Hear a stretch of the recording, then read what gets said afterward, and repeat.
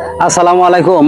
আমরা আসলাম এই বক্সিগঞ্জে ঝংকার হলে। দেখেন ঝংকার হল, এটা হলো বক্সিগঞ্জের ঝংকার হল। এই ঝংকার হলটা খুবই নামকরা ছিল তখনকার সময়ে।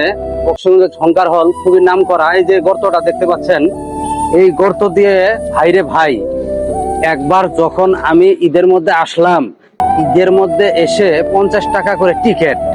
আপনাদের আর কি বলবো আমি, দুঃখের কথা।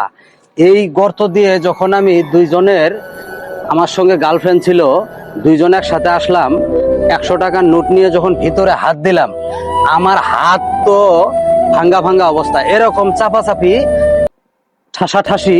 এর মধ্যে আপনাদের আর কি বলবো আমি। এই দেখেন ঝংকার হল পড়ে আছে, মানুষ নাই। এটার দায়ী কে জানুন? এটার দায়ী হলো এই ইন্টারনেট। এখন তো এই হলের চেয়ে বিনোদন পাচ্ছে আর তারা বেশি বেশি মোবাইলের মধ্যে। তাহলে আর এই হল দিয়ে আর কি হবে? সবাইকে ধন্যবাদ।